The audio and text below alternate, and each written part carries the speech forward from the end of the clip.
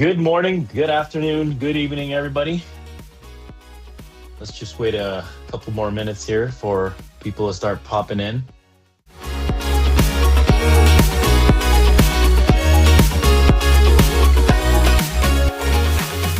All right, guys, we're at the 5-minute mark.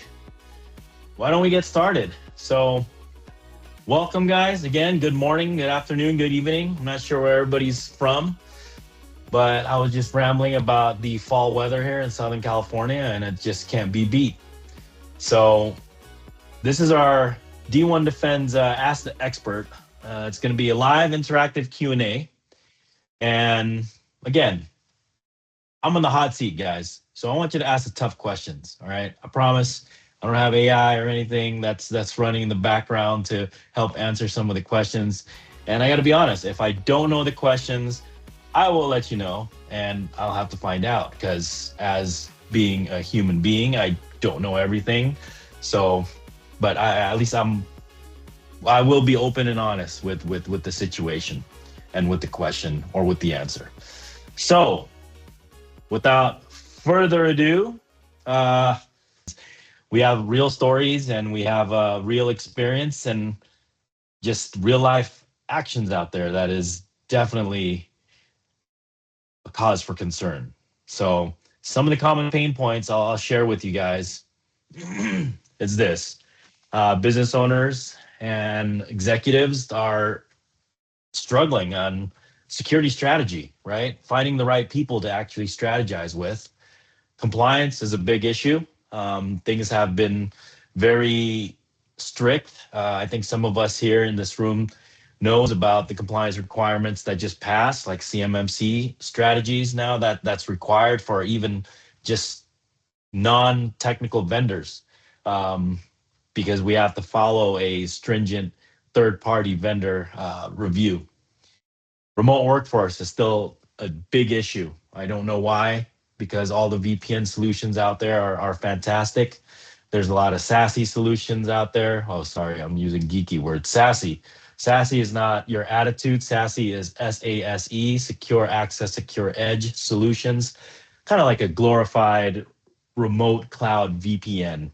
That's a virtual private network that allows you to basically be able to connect securely through the World Wide Web, but only your company will see it and only you can access that resource. IT budgeting, also a big issue.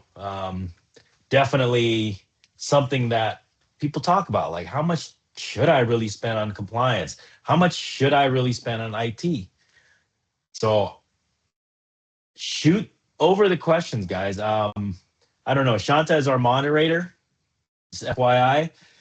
And I just want to just let you know, you guys can put in your questions and answers either via the Q&A section. I think there's a Q&A button on top of your of our team's webinar, and ask the questions there, or perhaps raise a virtual hand.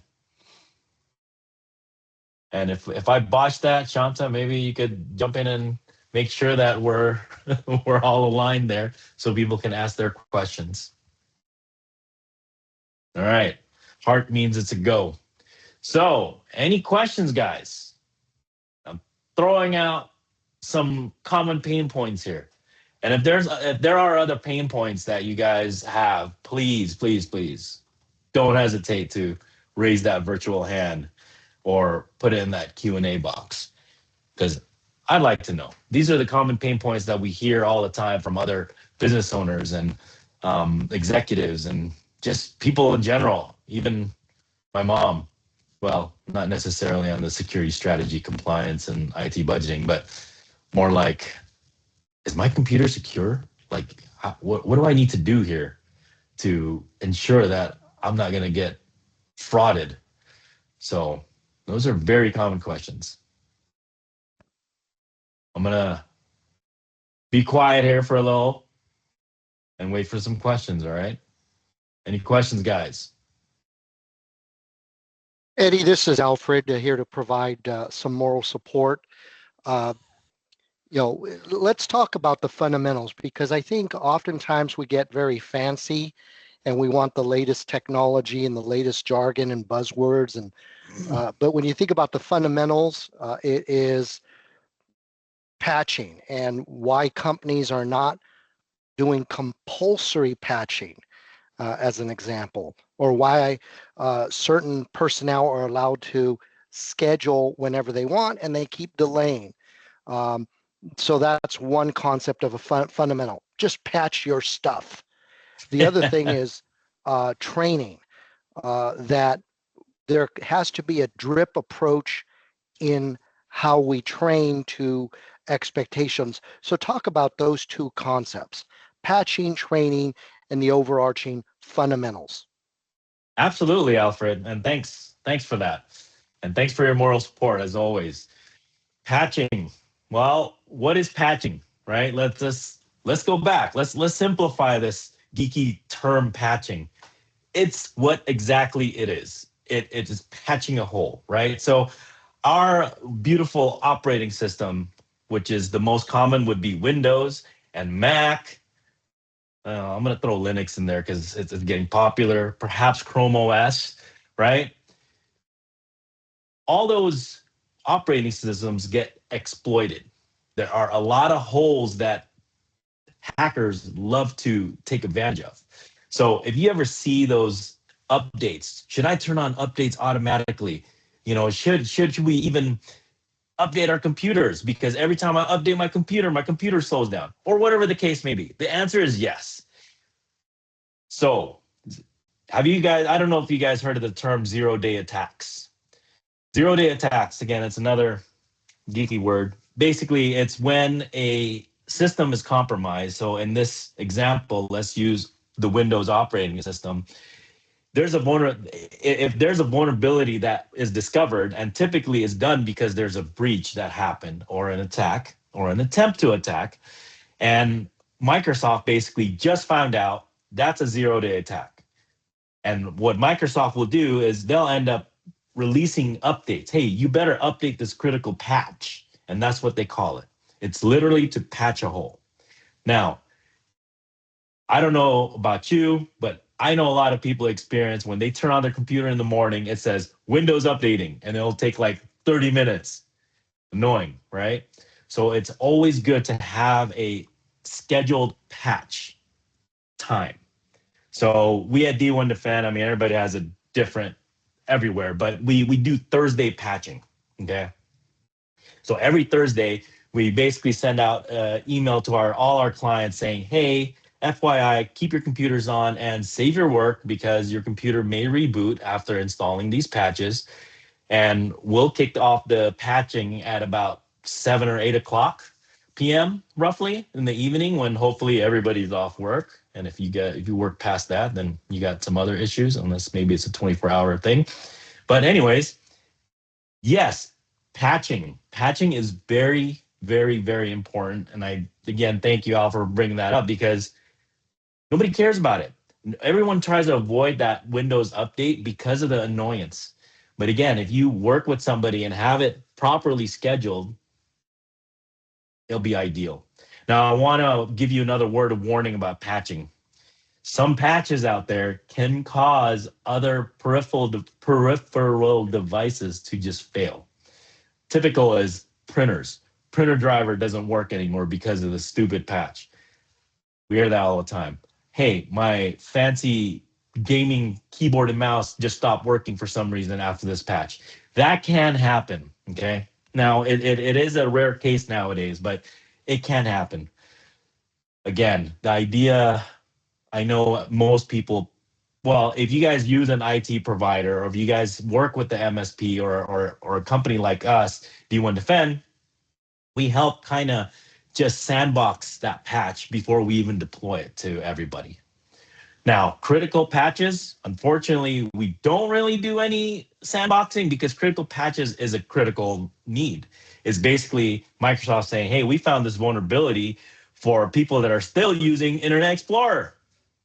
I don't know why you'd be using Internet Explorer. I hope not. But people will find this vulnerability. You better install that. That has to be installed.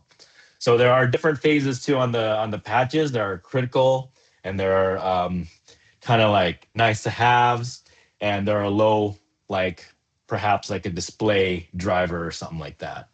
But again, the idea is to work with somebody. It's ideal to just update everything all the time when possible.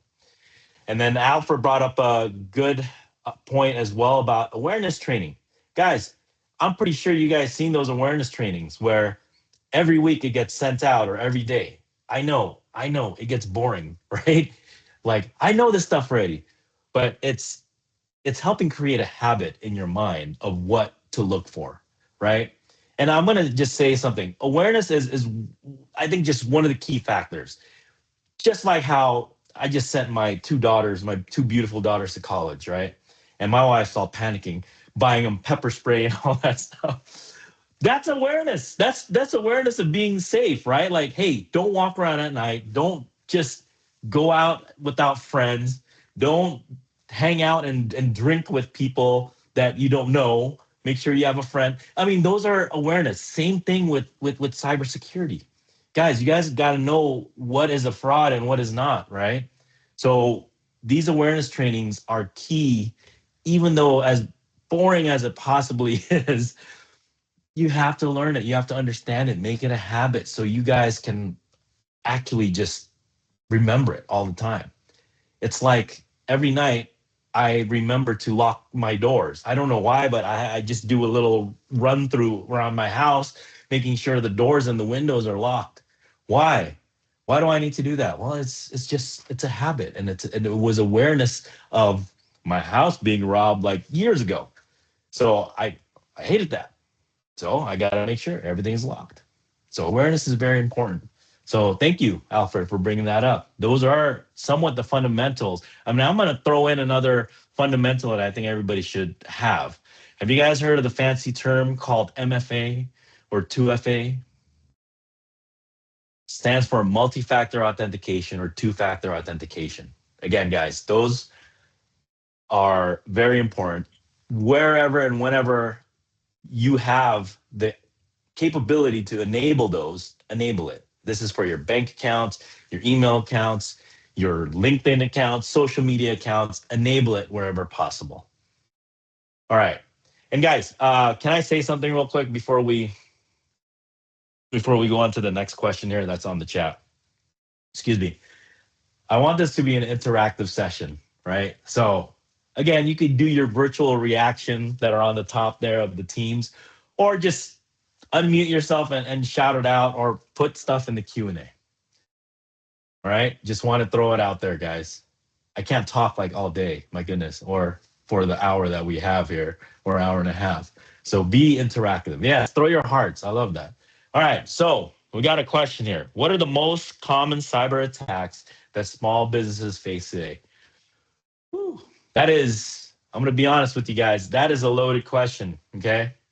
Because we can talk about the common stuff.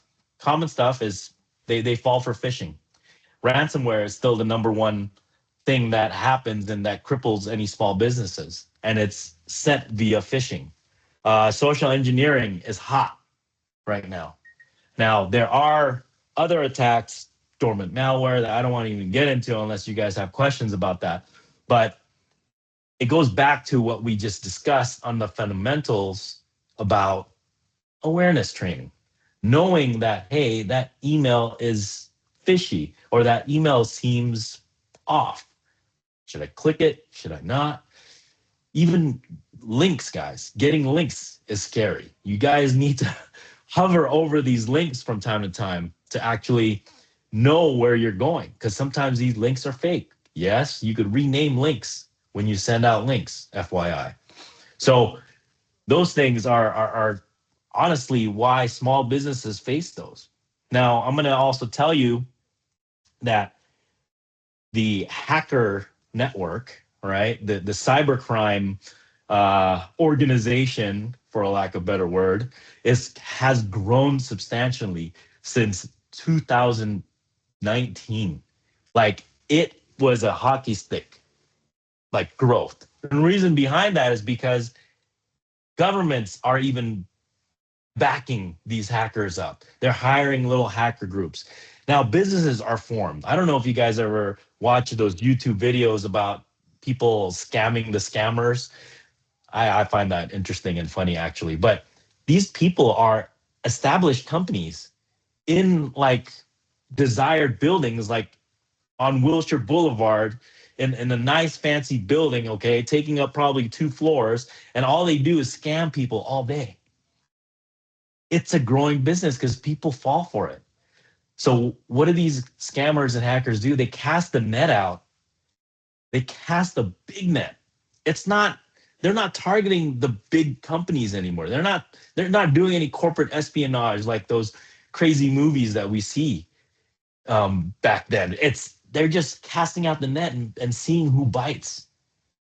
It's like cold calling. I'm going to cold call 300 people a day, and I'm sure I'll get one that'll fall for my scheme. You guys have to be careful. That awareness is the key. Know who you're talking to, right? And believe me, nobody needs gift cards. Nobody needs any random payment that you don't know. So something to definitely consider. I hope that answers your question. What are the most common cyber attacks that small businesses face today? I mean, it's a long list, but we just have to be aware. We have to watch out for these things. Now, I want to actually talk about phishing unless there's more questions that come up. But phishing, man, it's again, it's still the number one attack that or attack vector that these hackers use, okay? Look, I got to admit myself, I click on the link sometimes because of my busyness. I'm running around, I'm on the road all the time. I'm waiting for a package or I'm waiting for something that I have to sign for. You ever get those? Like you have to sign for it for some reason. It's a certified mail or whatever. So you're waiting for it. And the next thing you know, you get an email from FedEx. Hey, you got a certified mail coming, or UPS. And what do? I want to track it, right? I want to know where it is so I can be home or I can be at the office whenever I need to be. So I click on it. And guess what? It's a phishing attempt. And I fall for it. Now it happens. It happens, guys. Everyone makes mistakes. That's why we have multiple layers of protection. Your your Gmail or your Microsoft 365 is not going to protect you 100%. Okay, you got to read that fine print that nobody reads, the what they call the EULA, the end user license agreement. Okay, but there is a statement that says that you are responsible for your own tenant. And so if it does get attacked, it'll get attacked. So that's why we have to layer it up, right? Layering is key, just like having two locks on the door. Why do you need a deadbolt if you already have a lock on your door, on the doorknob, right? And why do you need to put that little stick thing in the window, which we do, because you already have a lock in your window. Things like that. All right, we got we got another question coming in. Were you gonna say something, Alfred? I always have comments. I'm putting you to the test Let's go. because I'm preparing you for the next presentation that you don't even know is Oh, coming. So look in the comments related okay. to recent legislation, and this is about what's required as it relates to artificial intelligence and how that is affecting the security landscape, and that there's this convergence between artificial intelligence, consumer privacy, and cybersecurity. And then you Okay. see the legislation that was passed late last year that companies, whether they realize or not, are required to adhere to. Wow. And that passed? Yes. Okay. So this is this I love this. I'm not a I don't follow the politics much. I don't follow the legislation. Right. I have RSS feeds on like breaches and attacks, right? But these requirements and compliancy, this is the part that is I want to say gray, but it's still a pretty gray area. So there's legislation that's passing. That's great, Right. and I'm hoping you could speak to it because I'm very curious about it too. Is it just privacy in regards to AI, or is it how hackers are using anamorphic malware and AI to attack? It's Is all of the that what's above. See, preventing? again, think Okay. about the convergence of consumer privacy, data security or cybersecurity, and the use of artificial intelligence in our daily lives, whether Uh, we know or not, because artificial intelligence is embedded in the majority of the applications we use. And it's been that way for at least the last 20 years. The only yeah. reason people are aware of it today is because of ChatGPT, going out post COVID, and then we have this great new AI. Well, AI has existed for uh, almost 2 decades in some iteration, Yeah. and so now um, California, where the majority of generative or artificial intelligence technology emanates from, not only in the United States, globally. So about 38% of Gen AI and agenic AI, eventually sentient AI, is going to emanate from California, rather it's in Silicon Beach or Silicon Valley. And so what the state is trying to do is put some guardrails around what businesses, and it doesn't matter whether you're a small business with a handful of employees and a few $1 million in sales, or you're a multinational with thousands of employees. Because if you think about it, the majority of companies in the US, 90% are under 100 employees. Yeah. And so, if you extrapolate that or you look at that, in California, what they're trying to do is ensure that what you're loading into AI, whether you're an individual or you're a person representing a company, you understand the exposure, and that, yes, it could be used by bad actors. That once it's out there in the ethos, there's no taking it back. And it is your responsibility to protect potential impacts. Does that make sense? No, that makes sense on the prevention. How is the government gonna regulate that though? Well, and I'm going to send another link here.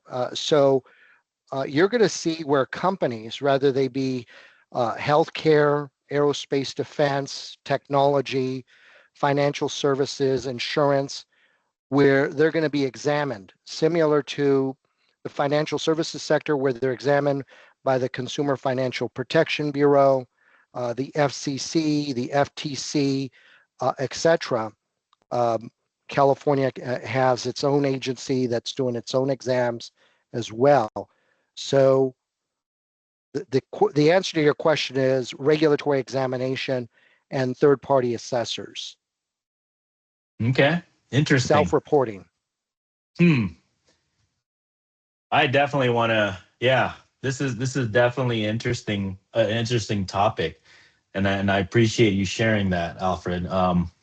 I gotta look into it more. To be honest, I don't know the legislation. I don't know if this is. Yeah. So is it already in action, like active Yes, legislation? Okay. it has been implemented. It's not necessarily being enforced right now because it's in its infancy. But this is a difference, Eddie. This is the difference between you as an operational player running, an MSP or a SOC versus someone like me that looks at it from a uh, governance regulatory perspective. So Yeah. you're out there building the infrastructure, and I am doing the architecture and design of that infrastructure and preparing for the what ifs, or if it's not what if, is now what do we do because something happened. Yeah. Wow. Well, Alfred, It's funny you mentioned that because this ask the expert webinar, we're trying to do this on a monthly basis, and we want to bring people that are more smarter than I am, and the team, obviously. So we would love to have you as a guest to discuss fully the governance and compliance requirements that I probably couldn't speak towards. So if you're open for that, I'll definitely reach back out to you. And we're trying to invite like a lot of people, like for instance, insurance requirements now, cyber insurance requirements Correct.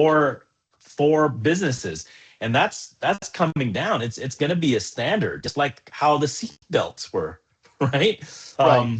So And it's not only that insurance is being required, it's now the carriers themselves are doing their own testing because they don't yes, want to end up incurring a liability without knowing that there are controls in place and that those controls are effective, that they meet yeah. certain guidelines. So understanding whether it be ISO or NIST type requirements, uh, the insurance companies themselves are now going to create a regimen of testing.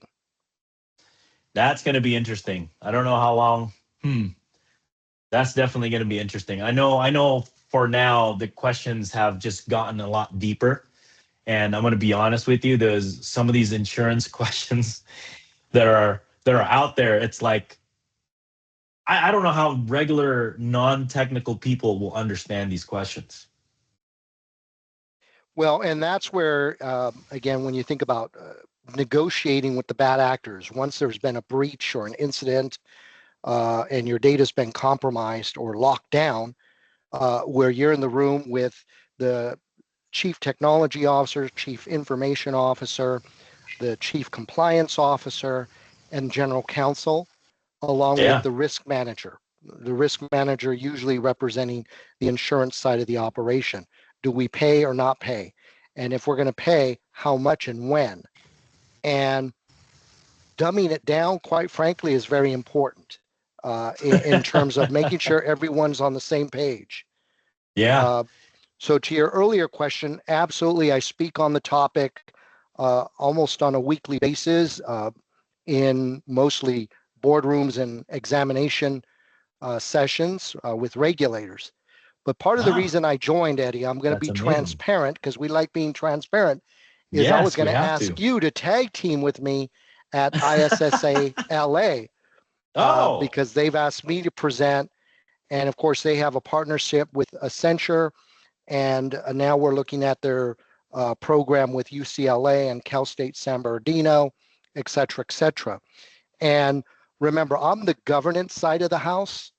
So I okay. don't get involved in the operational aspect. I look at compliance, governance, testing, and the mitigation and remediation of all the systems and tools that you put in place.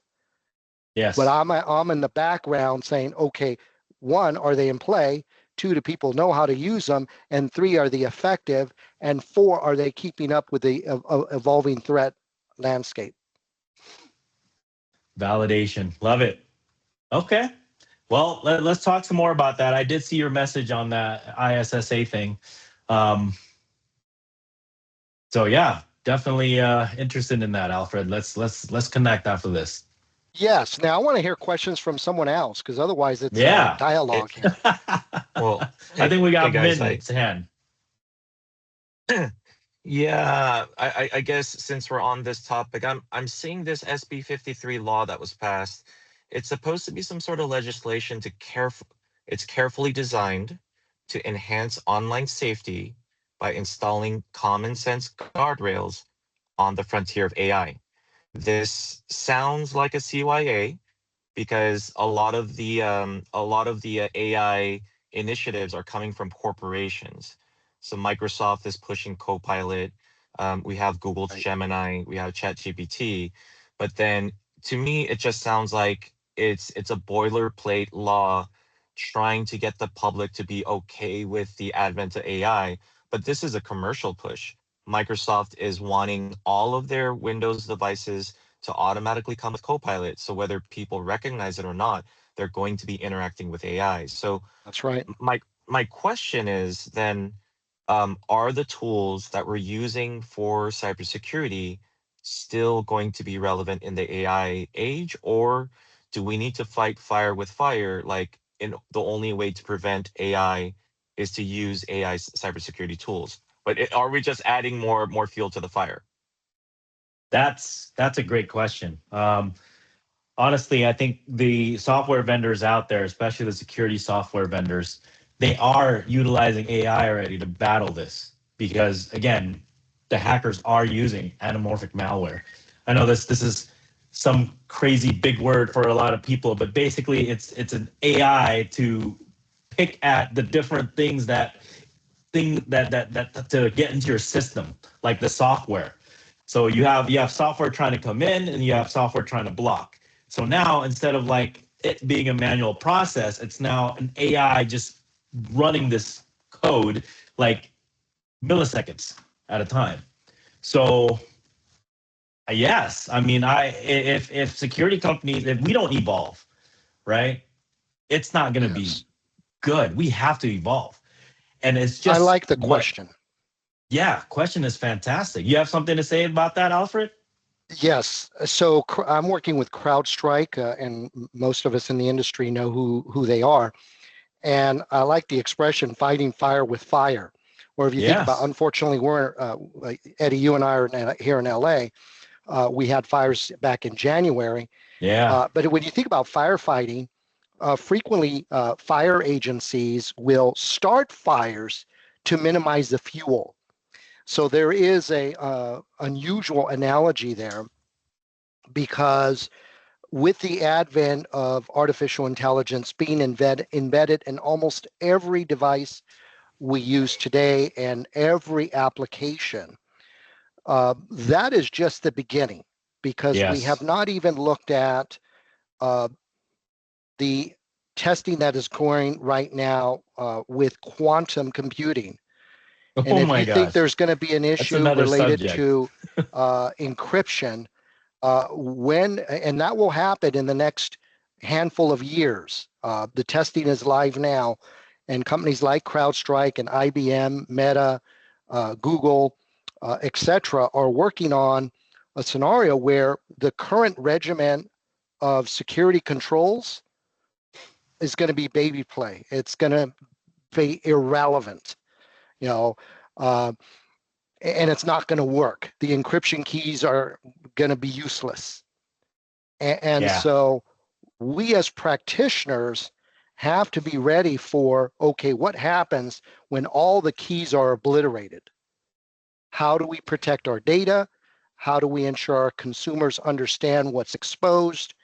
And how do we mitigate preemptively versus waiting for the house to burn down?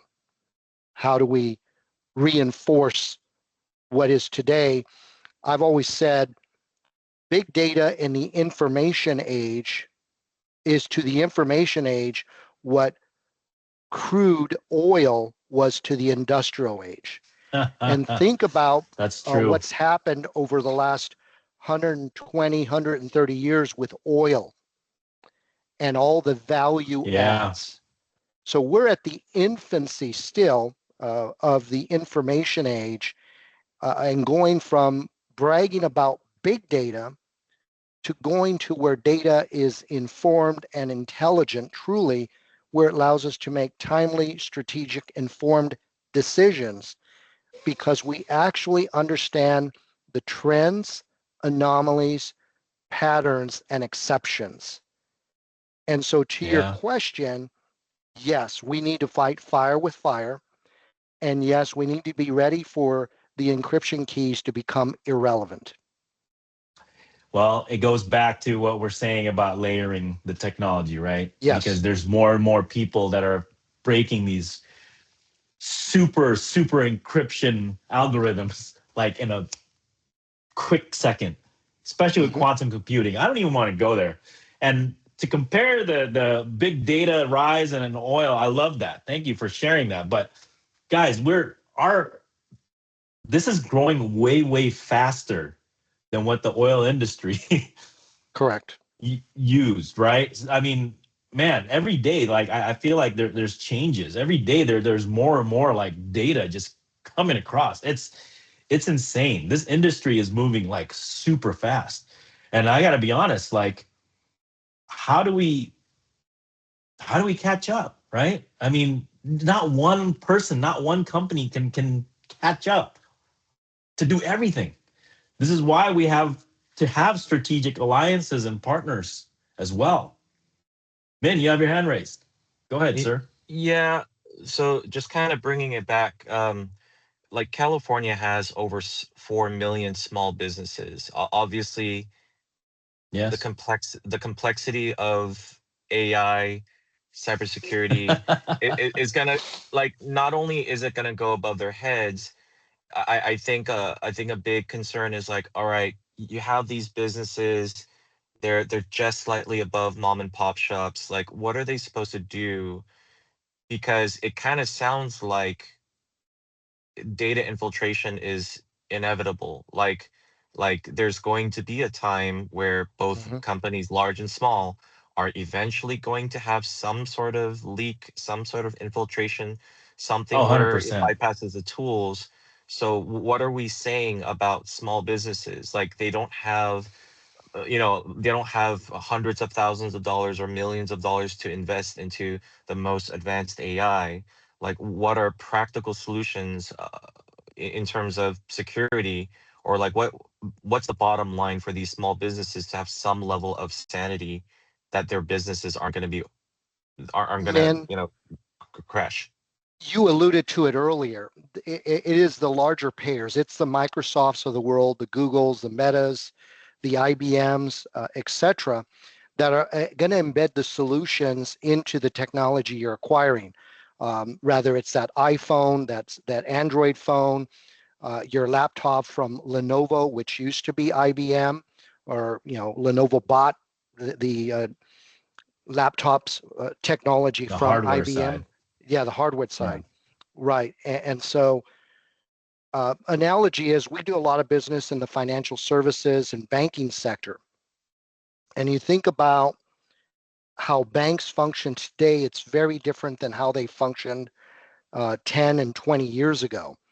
And that is because of the changing regulatory landscape, because of the advent of Bitcoin, the advent of debit cards and credit cards and mobile money, etc. Man, we haven't even gone that route yet. Right. So, So when you look, though, a bank in your neighborhood, Min, what city are you in? I'm an OC in Anaheim. Or Anaheim. So a small bank in Orange County, and there are a few regional banks in Orange County, has to meet the same standards as a money center bank like JP Morgan Chase, Wells Fargo, Citibank, and Bank of America. Now, Wells Fargo, Chase, etc., those are multi-trillion-dollar banks, trillions, larger than countries in terms of the wealth and the assets under management. But if you go to your local community bank in Anaheim, in Orange County, in throughout Southern California, and let's say they have only 1 or 3 or 5 branches, guess what? They're held to the same standard. And yeah. so they have to use, for example, fractional compliance officers, fractional technology officers, and outsource a lot of that capability. Eddie? No, I'm gonna have to add on to that. And Min, you brought up a very good point. Small businesses are not gonna know what to do. Small business probably won't follow through with a lot of these compliance requirements. They don't care. They just want to run a business, right? And it goes back to the strategic alliance and the strategic partnerships. You cannot do it alone. This is Uh, moving way too fast. Yeah. So I have a additional follow-up question to a comment that Alfred made, because a lot of the tech giant platforms, the Microsoft and Amazon and Googles of the world, they already come with their own solution. So right. I find it to be kind of like a technology philosophical dilemma. They're the ones that are introducing the AI. They're the ones that are pushing for artificial intelligence, but they also Correct. have the solutions. So the Monopoly. dilemma, right? So the dilemma that I'm seeing is that some small businesses, or many small businesses, either due to cost or to the fear of the unknown, they don't want to drink that Kool-Aid and enter into the tech world. So they have this half-baked scheme where I have tapes, for backups. I can pull the plug on the server. I don't want to move my paper trail to digital.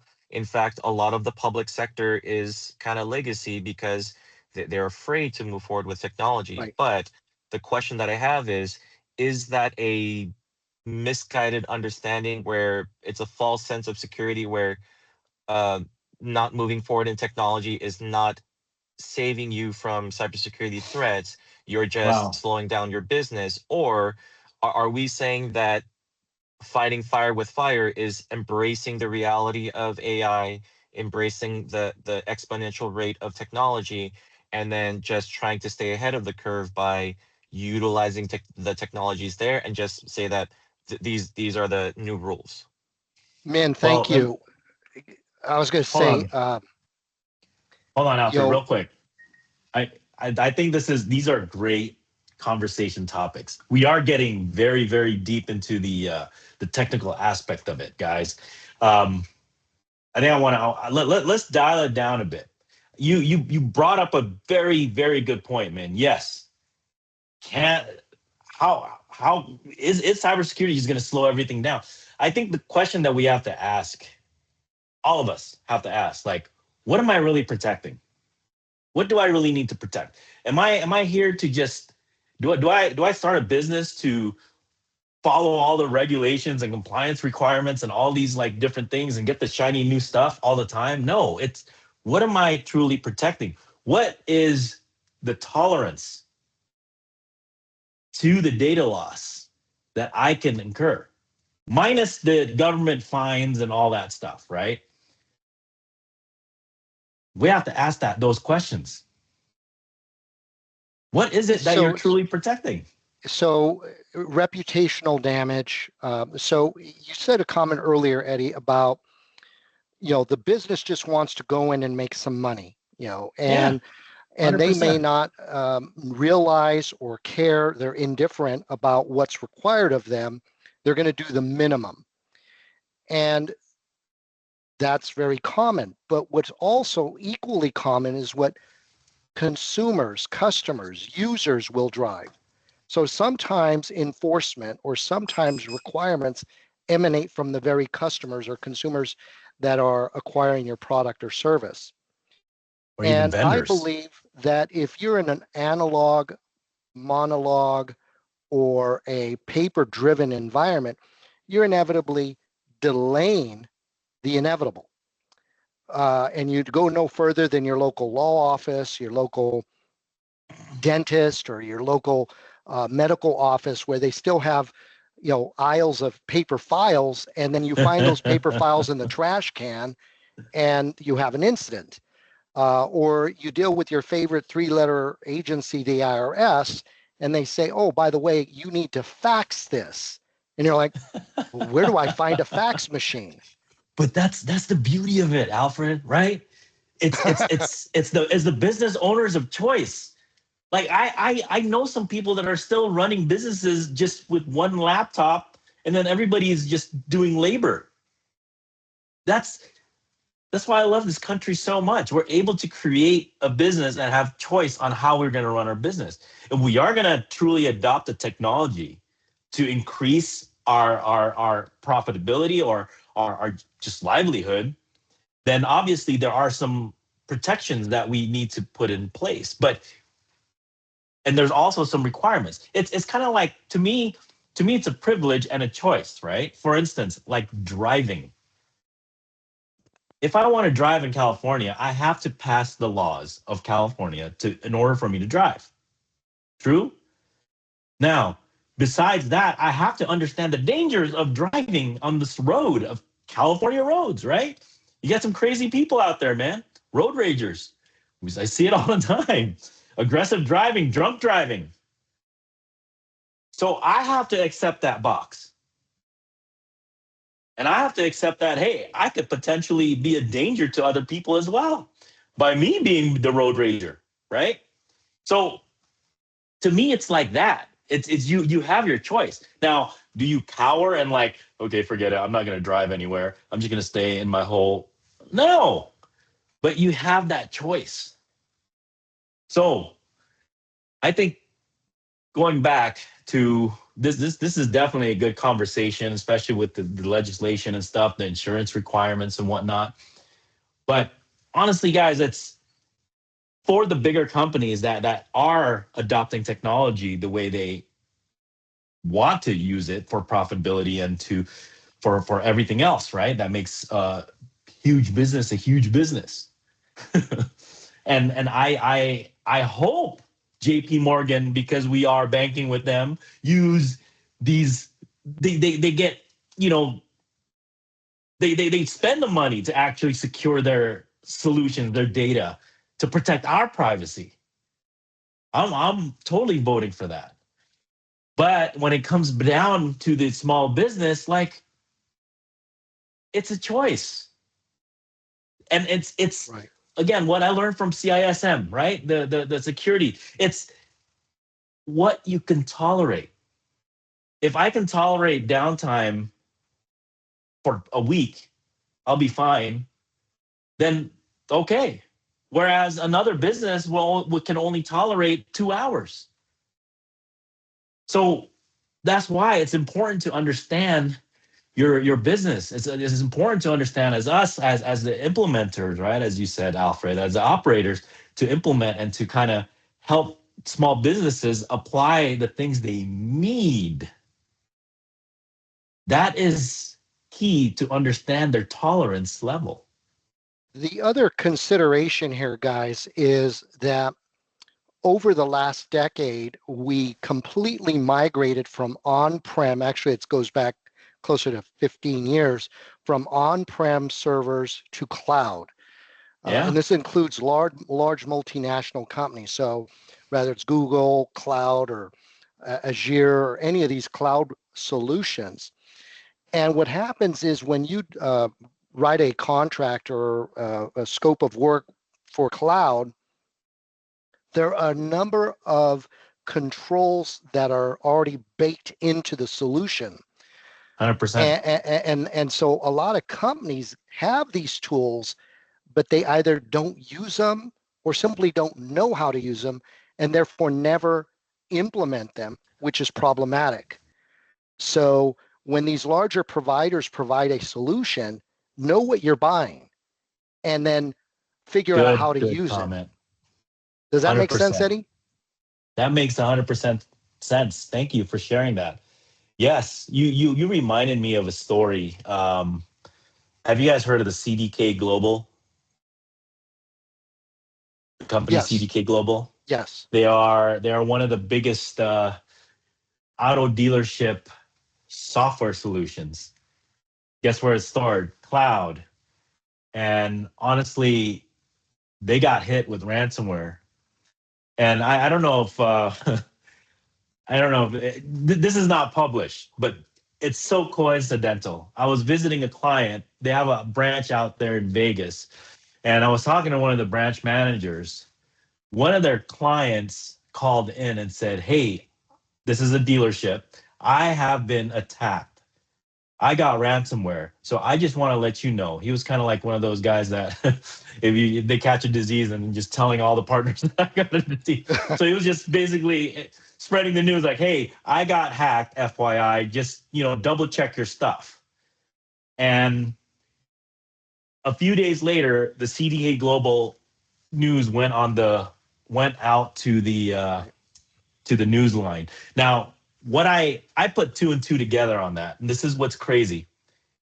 It's not just the cloud solutions that you use, right? Cloud providers need to also provide minimum requirements to the users, to their clients on how to use their system and how to connect to their system.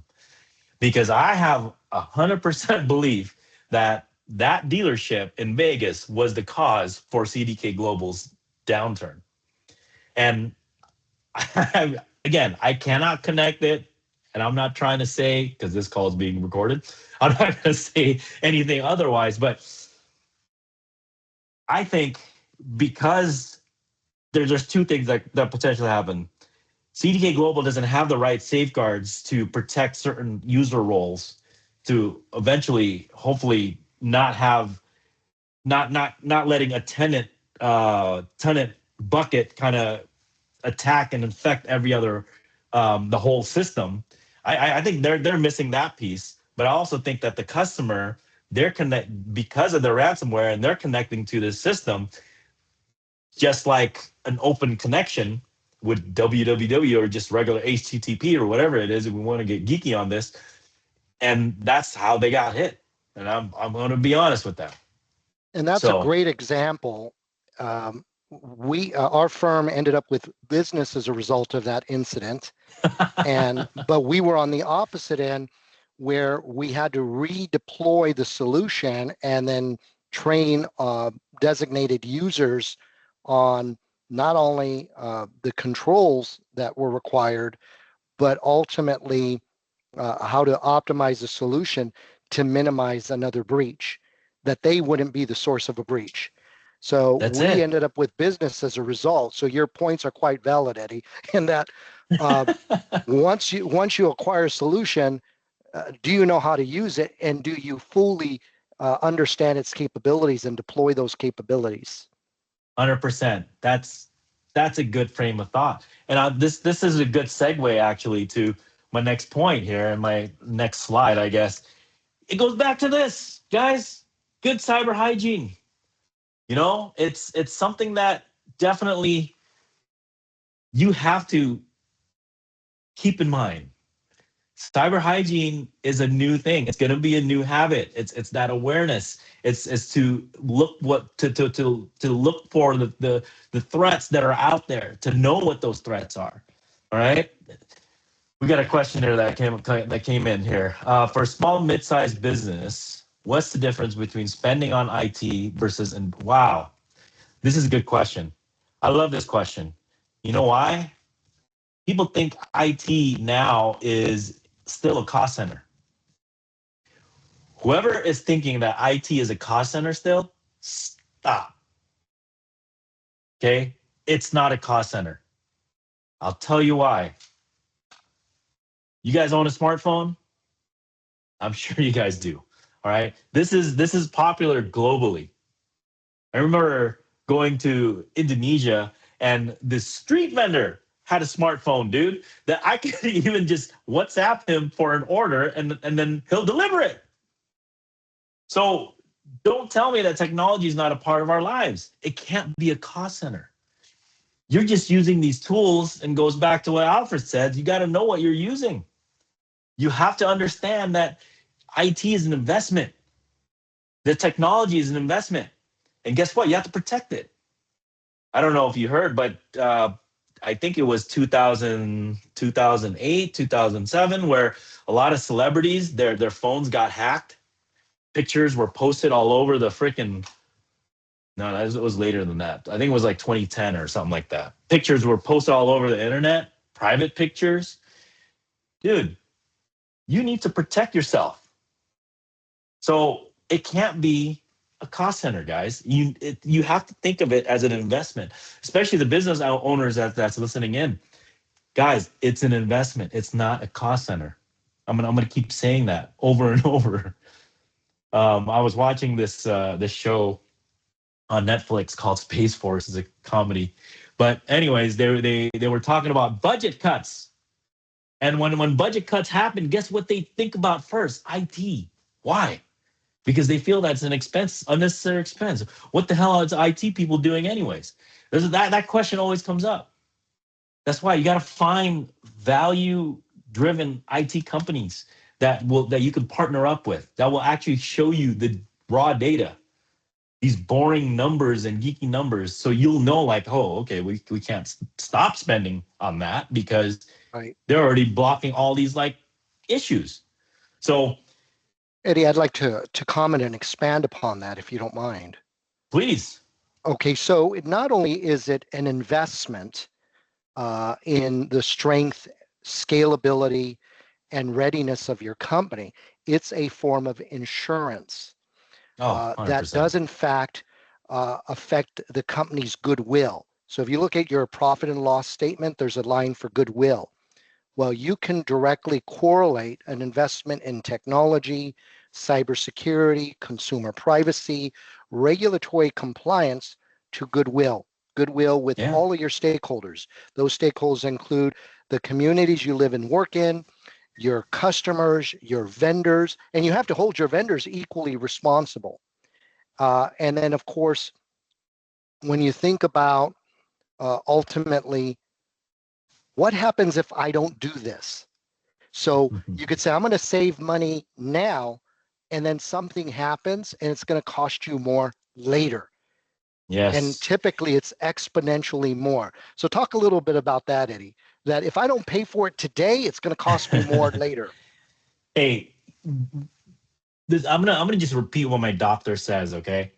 The cost of prevention is cheaper than treatment. Mm-hmm. It's I don't know why I'm sharing this with you guys, but I'm a meat eater. All right. Sorry if that offends anybody. But my doctor tells me to take these little cholesterol pills because my cholesterol is high. Gave me a choice. Either you take these little pills preventing that costs nothing to me because of insurance, thank God. But this is to also continue my lifestyle of eating meat or eating, I should say pork, right? And sorry again if I offend anybody out there, but I rather have that. And I know people going into surgery directly because they're not taking those pills, and it's very, very, very, very costly.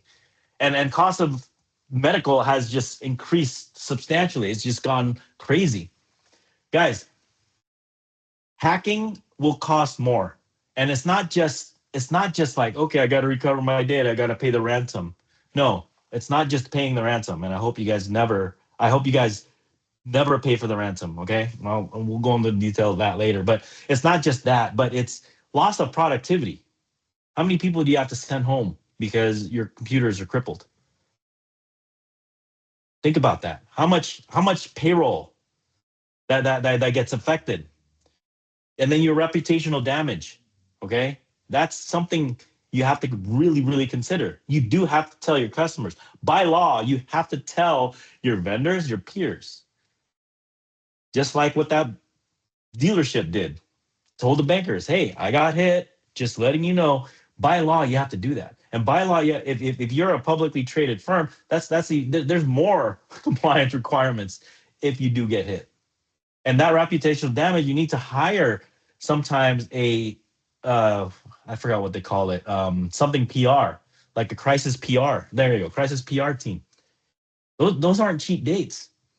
And then if you need remediation right away, okay, I hate to say, but typical emergencies are 5x or to 10x the cost of what it would be regularly.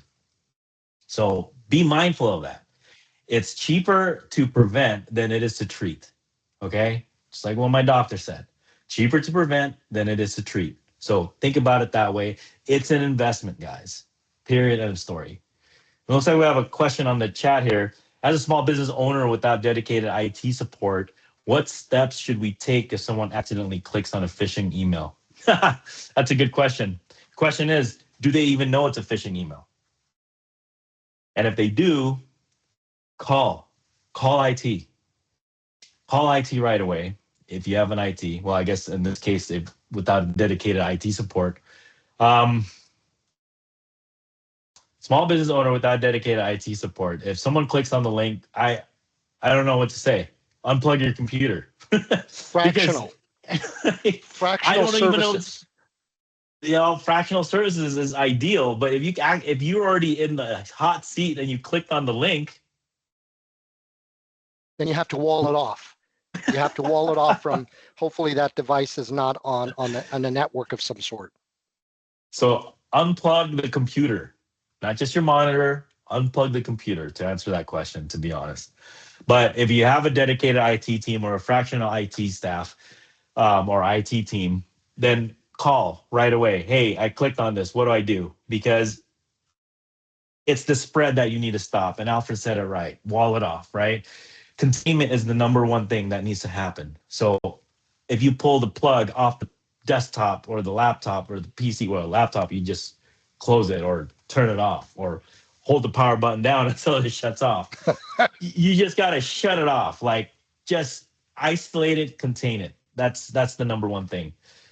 All right, there's another question that came in. If a company has a limited budget, what are the top 3 areas they should always fund first in IT? Wow, very good question. I'm going to go back to what the requirements are. Now, I can do a standard top 3, right? Obviously, your antivirus and your endpoint detection and response, firewalls if you have it, or even again going back to SASE, again not an attitude, but a cloud firewall or a follow me firewall is very important.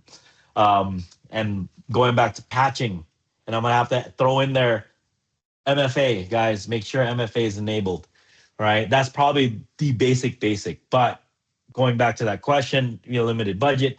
We need to understand where you're operating at. We need to understand what you're truly protecting and where your tolerance levels are, and that's what the layers of protection that we need. Think of building a castle, right? I know everybody uses this analogy and it gets boring, but it's true. If you're the ruler of this little kingdom and you're living in this little area, how well protected do you want to be? Now, if I'm a contractor for the said castle, I'll come up to you and go, "Hey, man," or "King." Sorry, maybe not not that casual. "Hey, King. So these walls, we typically build it like 15 feet thick. Do you want it 15 feet thick, or are you okay with the 5 foot thick one? That's the standard. Brick sizes are about that size." And that's something that you have to figure out. Like, what is the king going to tolerate? Like, okay, 5 feet, that's cool, right? What can bulldoze it? Well, I mean, they had giants back then, right? So back then, giants can just like kick those walls down at that small thickness. I say 5 feet, I mean 5 inches. I meant inches, not feet. So And we it's had a drawbridge with yes, a piranhas and moat. alligators. Right, absolutely, right? How much are you willing to spend to protect yourself? What are you protecting inside? Oh, you got families in there. You got your concubines or whatever you call them, right? What you have everything you need to protect. So yeah, let's have a moat. Okay, how deep do you want the moat? Do you want to put sharks in there or piranhas or whatever, right? It's just a matter of what you can tolerate, how much you can tolerate to lose, and how much do you actually want to spend? Let's be honest. And that's what will equal out your tolerance level. I always compare it to, it's like planning a trip, right? Everybody's planned a trip before, right? Like going on vacation. If you haven't, I highly recommend you go on vacation, please.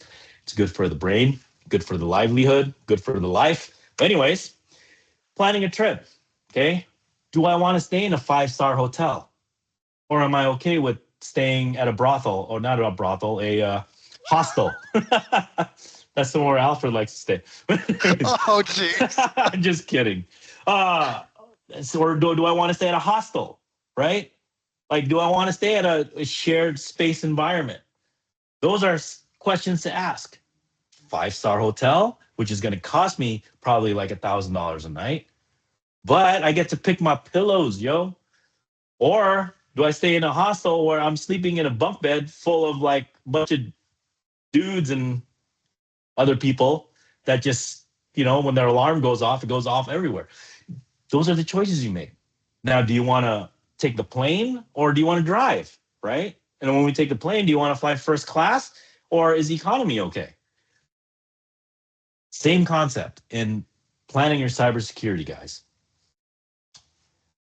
I hope that answers your question. So if you have a limited budget, you might have to just go, okay, maybe I'll just drive route, or maybe I'll fly economy. And okay, I don't want to stay in a hostel because that's just too extreme. But I don't mind staying in a 2-star hotel. Okay, then stay at a 2-star hotel. It's whatever fits the budget. Again, 5-inch thick walls or 15-inch thick walls. Up to you. Excuse me. So, hope that answers the question about limited budget. I hate to throw that question out like a consultant, right? Like we have to know what your situation is. But it's very true, guys. It's what you can tolerate. Like, do you spend, when I when I was looking, so I'm starting to go back to the gym, trying to work out here. So the locker, I'm trying to like buy just a lock, like a simple lock, so I can put my stuff in there while I work out.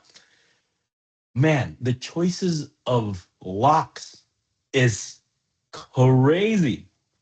You could I could buy like a simple lock that costs like hundreds of dollars because it has all this like technology built in.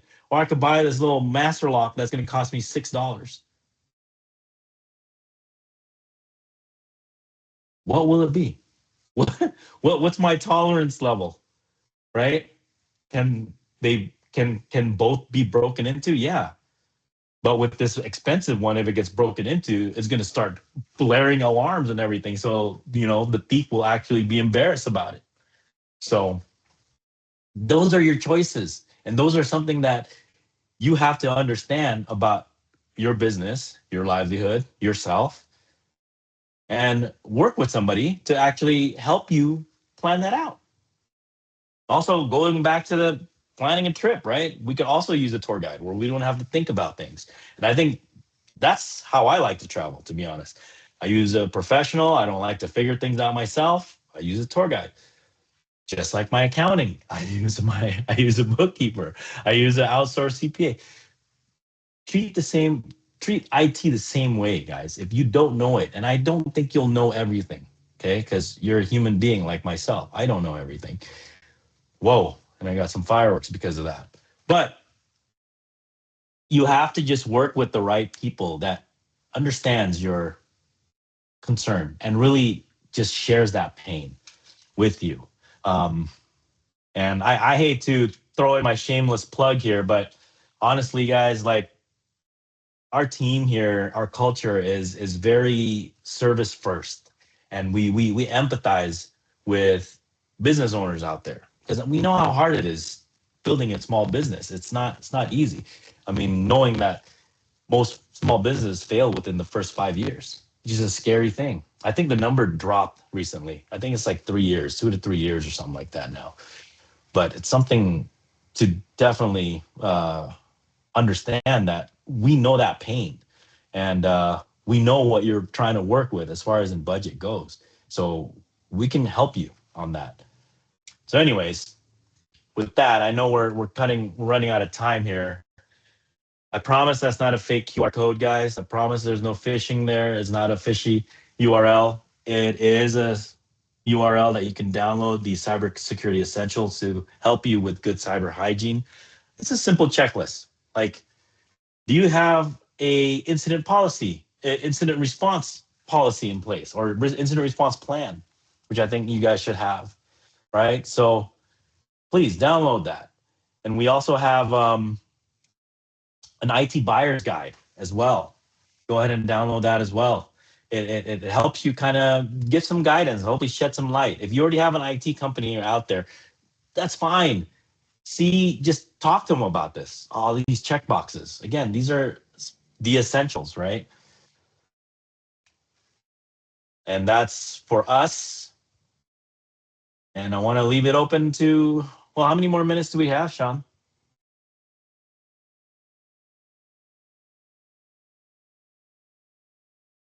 Sean, are you there? Oh, there's another question.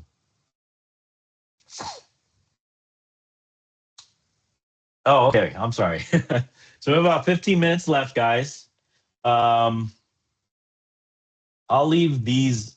I'll leave these here. You guys, let me know if you guys want the QR codes for the other things. But are there any other questions, Alfred? Since we've been dialoguing, talk to me. Any other So I'm comments going that to you want to leave suggest with the that people? any individual interested in cybersecurity, in particular consumer privacy, participate in ISSLA. Every month they get together, informal sessions with world-class subject matter experts, including Eddie and yours truly. So I've presented a number of times to ISACA. And so again, I encourage the group to attend ISSLA. Why don't you talk a little bit about resources that are available to them? Yeah. Well, if you guys want more resources on that, we don't have it like handy here. Um, but ISACA, ISSALA, those are security security groups that focus on certifying people and making sure that these cybersecurity experts are not just talking out of their butts, but they actually know what they're doing. Getting them certified and making sure that it's legitimate. They even like help companies become SOC 2 Type 2 certified and all that fancy stuff for privacy laws. But let me see here if I could find some. Yeah, as you're looking, uh, Yeah. the other thing that you folks can look at is a number of chambers of commerce um, and universities throughout the region offer uh, awareness seminars and training sessions for business owners so that they are comfortable and they know what's going on and can make some decisions about what is acceptable from a security profile perspective, what types of technology are available, etc. So go no further than ISACA, ISSLA, which is more for industry professionals, or just your local chamber. Eddie, I know you've done presentations at a few chambers of commerce. Yes, for the Inland Empire Regional Chamber, which I think is fantastic.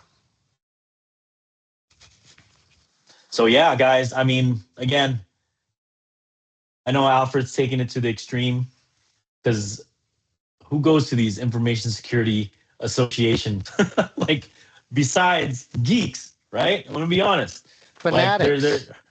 yeah, okay, that's a better word. Fanatics, right? And then who's gonna go to ISACA meetings, right? These are again for information specialists. And but these guys exist if you guys are interested. There's a lot more things. Like we attend Black Hat like almost every year. We love it. There's also DEF CON that's there. It's funny, like when you go to DEF CON, like you don't want to. First of all, you don't stay in the hotel where DEF CON is at. And two, you better turn off your Bluetooth, your wearables. Okay, I know everybody got wearables now, bracelets, rings, and watches and glasses now. Don't, because you will get hacked. There are contests in there that basically, man, they literally like intentionally hack. They even like they get sponsored, like Microsoft, um, CrowdStrike. I know sponsored an event where take down the Bally's floor, take down the Wi-Fi of the floor, the Wi-Fi floor, or the Wi-Fi on the floor of the Bally's hotel, and you'll see a group of hackers just team up and they attack. Elon Musk actually, when the Model 3 first came out, um, put a Model 3 there. It's like, hey, if you hack into it, it's yours. And it took a bunch of attempts, but this guy actually did hack into the Tesla and drove it away. Uh, and you know what's funny? If you guys are ever curious, so do you know what Tesla put in place after learning about the hack to basically take the car? MFA, 2FA. They installed this thing called pin to drive. So before you can press the brakes and hit the drive, there's a pin that you put in place. That's the solution, guys. A simple solution like that. That's why I'm going to go back to cyber hygiene, right? I mean, that's enable two-factor authentication, enable multi-factor authentication as much as possible. I know it's annoying. Like, oh my gosh, my phone is upstairs. Now I got to run upstairs to get my phone because it's going to text me. Guys, security is an inconvenience. I get it, but it's also needed now. So, all right. Any more questions out there, Sean? Oh, thank you. We will be sending a recording to this webinar. If anybody's interested in re-listening to this or listening to our banter between governance and whatnot. But again, I do want to remind everybody we're trying. This is something new, to be honest, and we want to do this every month because I think it's very important. And again, I encourage people to ask questions. Like if my CPA does this, I would be on that webinar like every month or every time because there's a lot of tax questions that I have. That he may or may not answer. But the idea of this webinar is I want to invite some people to actually do this webinar with us because, again, I'm not an expert of everything. I don't want to be. Thank God I'm not. So we want to bring other experts like Alfred in the governance, and I think that's great. And Alfred, if you're open and willing to be a guest here in our upcoming in our next webinar, I'd love to have you. You gotta make sure you show your pretty face though. Yes, indeed. I appreciate the kind offer and look forward to collaborating with you, not only in your forum here, but at ISSALA, and again with our friends at the Chamber of Commerce. Absolutely. I appreciate that. And we'll be bringing some other people too, guys, like insurance companies, financial experts. We can even have a C-level executive from banks to speak on behalf. Like I think Alfred mentioned it, like their requirements to become compliant with the governing laws now for the financial industry is crazy. That small businesses probably just like, whew, but it's good to know. It's good to be aware of those things, right? So, oh, just a reminder, guys, it's October. I don't know if you guys know, and I kid you not, I'm not making this up, but October is Cybersecurity Awareness Month. So go tell your friends. We actually have an upcoming cybersecurity webinar that specifically talks about the dormant malware, right? The ghosts in the system. I'd love to have you guys join us on that next one. So please do. The information should be coming soon. When is it again, Shanta? If I could just announce it here. Let's see. I know it's in like in a few weeks here. Oh, it's on the 22nd, October 22nd, 11 a.m. So come join us for that. I think it's good. We're gonna talk more geeky because it is dormant malware. It is basically it's a malware that lives in the network, and this is how MGM got attacked.